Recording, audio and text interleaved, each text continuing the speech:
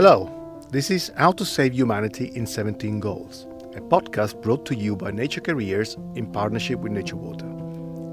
I'm Fabio Pulizzi, Chief Editor at Nature Water. This is the series where we meet the scientists working towards the Sustainable Development Goals agreed by the United Nations and world leaders in 2015. Since then, in a huge global effort, thousands of researchers have been using those targets to tackle the biggest problems that the planet faces today. In episode 10, we look at Sustainable Development Goal number 10, to reduce inequality in and among countries, and meet an academic who works to improve opportunity to level the playing field. So I'm Francisco Ferreira, and I'm the Amartya Sen Professor of Inequality Studies at the London School of Economics, where I also direct the International Inequalities Institute. Sustainable Development Goal number 10 is about reducing inequalities, both within and among countries. And it's got, like all the Sustainable Development Goals, it's got different targets and indicators and so on. As to how aware I am of it when I'm conducting my research, I've been studying inequality and working on inequality since before the Sustainable Development Goals. But obviously when they came up, they're a huge sort of unifying force, a kind of a rallying cry for policymakers around the world. And so that did become important to those of us working on it. And in fact, I was a little bit involved in the design of some of the targets because I was working at the World Bank at the time. And this concept that the target 10.1 has, which is about sustaining income growth for the bottom 40% of the population at a rate higher than the national average, is something that we came up with at the World Bank under the heading of shared prosperity. Yeah, inequality can mean different things to different people, but I think there are two main definitions that I like to think about. One, which is perhaps the primary definition, is just a measure of dispersion in a distribution of something among some group. So the distribution of income amongst people, or the distribution of years of schooling amongst countries, or the distribution of wealth amongst households.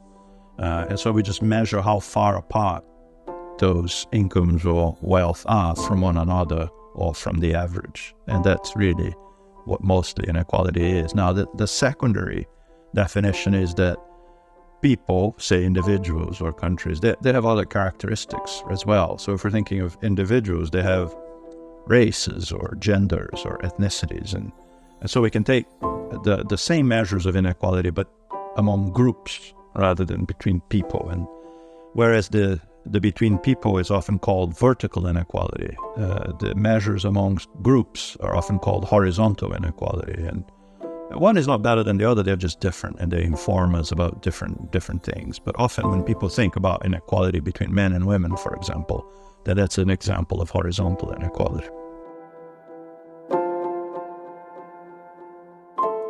So as I was saying, inequality is about how things are distributed, right? So in a sense, it's important to understand the causes of that, because nobody lives on the average, right? If you think of yourself, you're not exactly on the average. Whoever you are listening to this, you're not exactly on the average. You may be close to the average, you may be richer than the average, you may be poorer than the average. So averages don't matter on their own.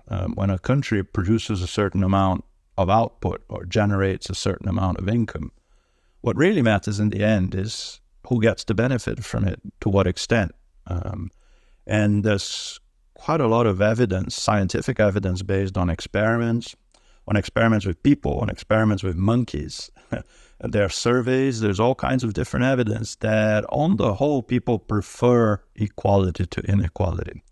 Even monkeys get uncomfortable if they see an uneven distribution of food in their group. And human beings tend to have a preference for fairness, if not exactly equality, at least for fairness. And so because of those preferences, and because also inequality can affect how an economy functions, if a lot of people are very poor, they can't get their children into good schools, or they can't invest in their own learning or in their own business ideas, and the economy ends up being less vital and less vibrant than it might otherwise have been.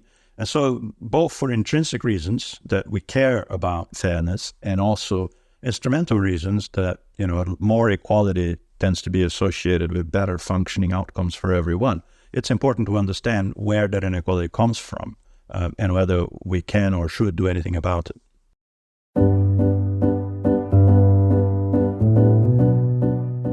I was born in São Paulo, Brazil. São Paulo is the largest city in Brazil, the largest city in South America. And Brazil is an incredibly unequal country. And I grew up in a middle class to upper middle class household in São Paulo. And I was exposed very early on to the huge gaps, right? So I would drive around or drive to school, for example, and see people my age selling chewing gum on the streets, and it would occur to me that there was something odd about that, and I had a sense straight away that it wasn't only about how different we were then, but that our whole lives would be different.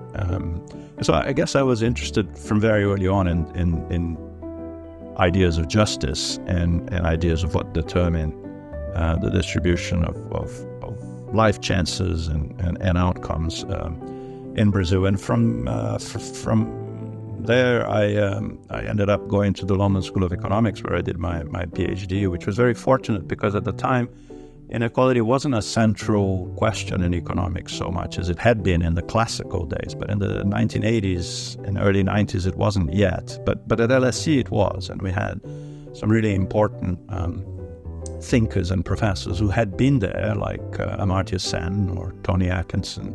So I learned a lot from these guys, and that was hugely important. And I spent a lot of my career at the World Bank, where we, in the research department, worked a lot on the measurement of global poverty and global inequality. And so I worked there for many years before eventually returning to my alma mater, to the LSE, now as a professor on this topic. Inequality of opportunity is basically differences in people's life chances for reasons that they don't control. So, for example, when the COVID pandemic hit the UK, and 17% of all workers in April 2020 lost their jobs, there was a almost 5 percentage point difference in terms of women having lost their jobs, 5 percentage points more than men. Another example is in South Africa. In 2017, the average income for a white household was 5.6 times larger than an African household. So these are examples of what? These are examples of huge differences that are determined by factors that people don't control themselves, like race or gender or parental background or where you come from. So inequality of opportunity is about differences that we observe in society, which are not due to say, oh, this person worked harder than the other one or was more responsible than the other one, but really have to do with things we inherit and cannot control: race, ethnicity, family background, where we were born, our earliest experiences, and so on. There are a number of people out there who are really interested in opportunity. But the reason I think it deserves more attention than it gets is that, in a sense, I like to think of inequality a little bit like cholesterol. There's two kinds, and one is worse than the other. You could think of inequality of effort or inequality that rewards responsibility in some sense as the good cholesterol. The really bad cholesterol, the really bad inequality, is the one that we inherit, that we're not responsible for. And of course, it shapes also how much effort we put in and how much responsibility we have. I'm not suggesting in the least that they're separable in that easy way. Of course, we are shaped by the circumstances we inherit. So quite a lot of the inequality that we see really is inherited and is inequality of opportunity. And it's the bad cholesterol in two senses.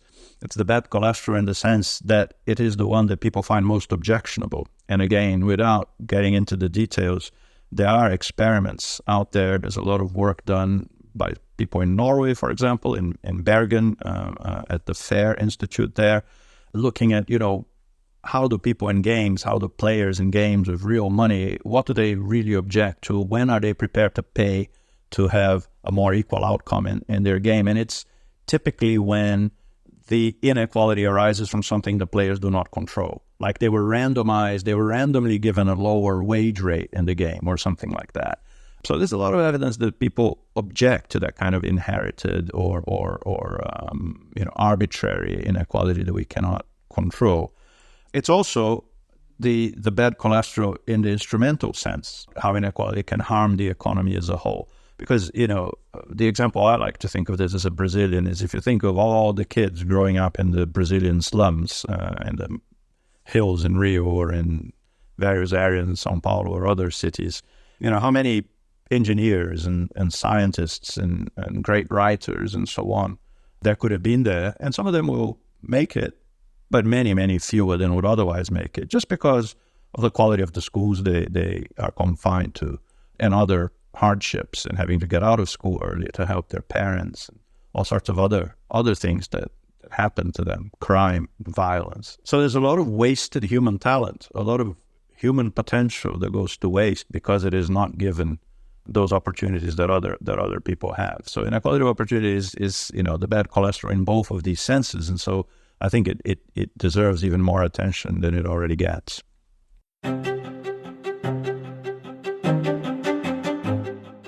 Another reason, perhaps, why people talk less about inequality of opportunity than I think we should is because there isn't yet full agreement on how we should measure it and on the ideal data that we need to observe it. In a sense, inequality of opportunity is quite close as a concept to the inverse of intergenerational mobility. So there is a lot of work out there on measuring the association between parents and children, say the incomes of fathers and sons or mothers and daughters.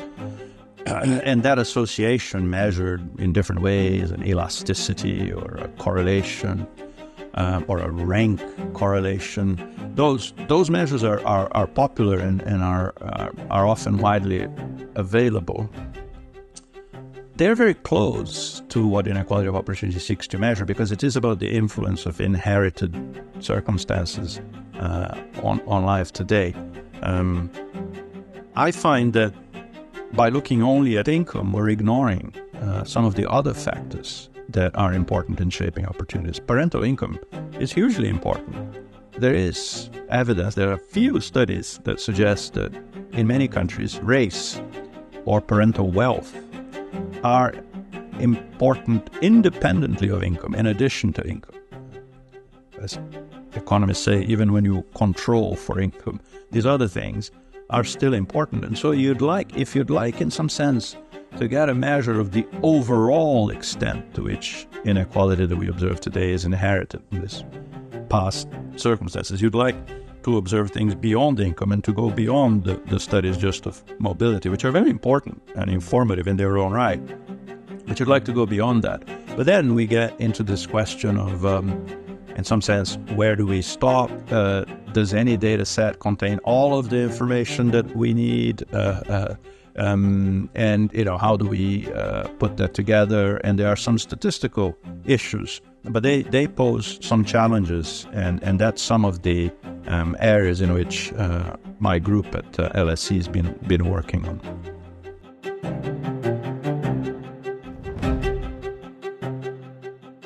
In the end, we've come, I think, to accept that these measures of the extent to which inequality that we observe is inherited are never going to be perfect because you're never going to observe all of the data on circumstances. So we need to think of them as floors, as indications of at least how much the inequality that we see today is inherited. And now we have some different techniques and approaches to to select the circumstances that are most important. And these use machine learning tools. The techniques are not magic. They're just designed to look at a data set and extract the most powerful predictors, the most salient divisions in society in some sense. These are machine learning techniques. I mean, in some very basic sense, they are artificial intelligence in the sense that they are supervised learning. You know, the computer is learning from the data that it's looking at. What it does is fundamentally look at the way income, say, is distributed and how it's related, how it's associated with different characteristics. So when it looks at South Africa, for example, just looking at the sample, it finds it's very heavily associated with race. So it'll use race as a first splitting point, and then it keeps going. And so then it'll find that, you know, mother's education is actually the thing that's most associated in that area. Father's education in that other area, maybe occupation, maybe place of birth. And it keeps looking for the most salient variable that is inherited, that is beyond people's control, that seems to predict income differences. And it tells us then how to partition the population in the way that is most predictive of income, most salient. And from that division, we can obtain these measures of inequality. And that's what they're designed to do. And when we apply those to this problem, we tend to find much larger numbers. In a recent paper we did for Latin America, we find an average above 50%, and some countries in the 60% range. And for South Africa, we find a number nearer 70%, suggesting that, you know, even with the imperfect information that we have, in a country like Brazil or Guatemala, about 2/3 of the inequality that we observe is fully inherited. And that's likely to be just a base. And in South Africa, then 2/3 really are inherited. In richer countries, in Europe and the United States, the numbers are a bit lower. In some of the more egalitarian European countries, they are in the 20 to 30% range. In the United States, they are in the sort of 40% range. And so again, it's just an indication of, at a minimum, how much of the inequality that we observe is deeply unfair. The second one is really about whether there's a relationship between these kinds of inequality and the aggregate performance of the economy, for example, economic growth. And there are a number of studies of that, some of which have found quite a substantial impact, actually.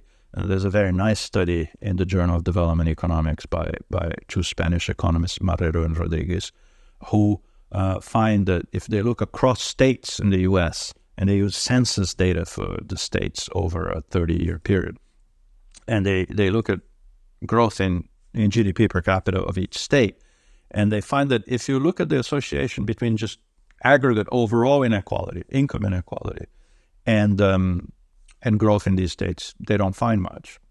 But when they separate out between these two components, right, the bad cholesterol, inequality of opportunity, and the residual, some of which is inequality of effort, and some of which is just things we don't observe in terms of circumstances. But anyway, when they split it between those two, they find that there's something of a positive association between inequality of effort and growth, and a very negative association between inequality of opportunity and growth. That is to say, those states where more of the distribution seems to reflect inherited factors like race, like differences in family background, and so on and so forth, grow more slowly than those states which have less of that kind of inequality. And this has been replicated in Brazil and a number of other countries. And there are other kinds of studies that don't use this kind of cross-country regression method, but that have also found, for example, that the opening up of opportunity in the medical and legal professions in the United States to women and then to African Americans over the course of the 20th century contributed a great deal to growth in the output of those professions. That also has model-based simulations in it and so on, but it's an influential paper that also reflects this idea that more opportunity means more talent can be used, and out of that comes more production and more efficiency. there are at least two basic ways in which we can use that information on measurement that we have created to reduce it, right? To help generate policies that will make a difference and improve the lives of those at the bottom of those distributions.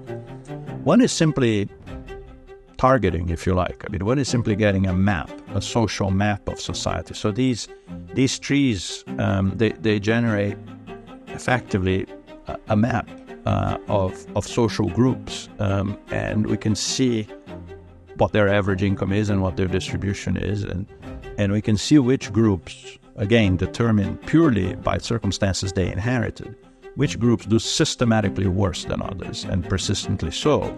And then presumably, if you wanted to target a program of early childhood development or a program of improving teacher practices in certain schools, you might want to do it in the areas where a majority of these people live first, and you may want to put most resources into those groups, because the other thing about inequality of opportunity is that we know that people who have the least advantage, whose circumstances hold them back the most, in a sense, those are the people for whom it will be hardest to advance. So in some sense, they should get not just equal treatment, but better treatment, because the intervention needs to compensate for the drag of the background, if you understand. So this is one way, and in fact, some of our funders and foundations that we work with are very interested exactly in that aspect of this kind of social map of societies in Latin America in particular that we're working on. That's one way. There's another way, which is actually through, in some sense,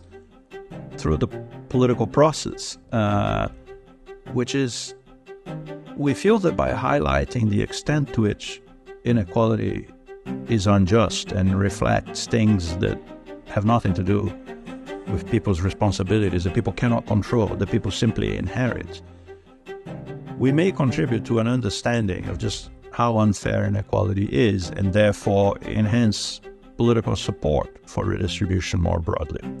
And there are many places in the world. Nowadays, in Europe and the United States, there's already a great deal of understanding of the costs of inequality, which was not necessarily true in the US 30 years ago.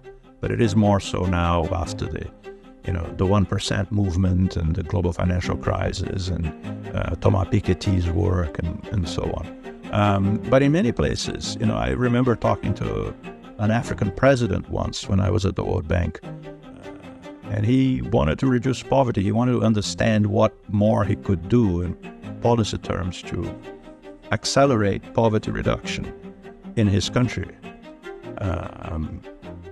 And when we talked about inequality, his eyes glazed out a little bit, and he said, well, inequality is not something we can worry about in Africa because, we have so little. We have to work our way from the bottom up for everyone. Handouts won't work. And then when you sort of get across to him the idea that actually by giving more opportunities to some of these poorest people, their contribution to the economy, their own output, their own incomes, what they do for themselves will improve. It's not about handouts. It's about chances to produce, chances to lift yourself up. He changed his whole outlook. And in fact, I don't want to give too many details, but in fact, I'm told by my former World Bank colleagues that the word policy changes and programs created, in part as a result of his being convinced that there was something to reducing inequality that went beyond handouts and that had efficiency consequences.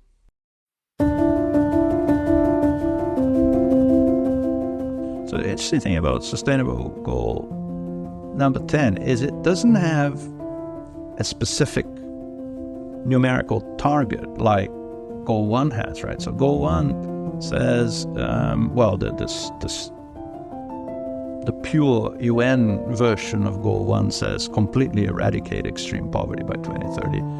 The slightly more realistic World Bank version of that says let's reduce it to 3% or below. And that goal will almost certainly not be met by 2030. In part because of COVID, which represented a regression and a slowdown in poverty reduction, but in part actually because of inequality, interestingly enough, because in some sense, the poverty that remains is the poverty that is hardest to reach, is the poverty in the poorest countries, in the poorest people of the poorest countries. And it's harder to reach those parts of the poverty map, if you like.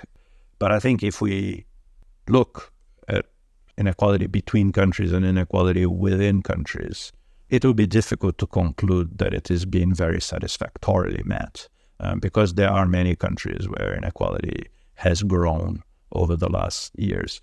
There's a sense sometimes that inequality has grown everywhere, and this is actually not true. There are many countries where inequality has fallen, pretty much however you measure it. A number of those are actually in Latin America. But there are also many, many countries where it has grown, no matter how you measure it. And so the inequality within countries, and this is true in the US, and it is true in a number of other countries, that, we won't be able to say that we met that. In terms of inequality between countries, there was actually a long trend of convergence in inequality between countries, driven primarily by the growth of places like China and India, which for the last half century or so has been much faster than in the West.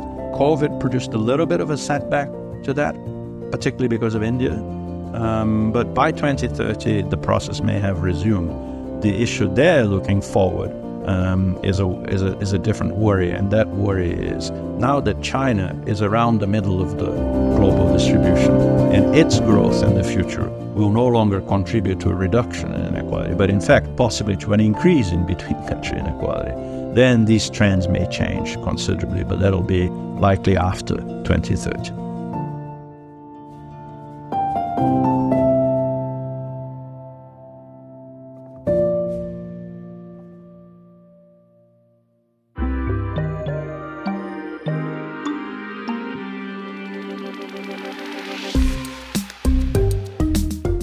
Thanks for listening to this series, How to Save Humanity in 17 Goals. Join us again next time when we look at Sustainable Development Goal number 11, how to improve our cities. See you then.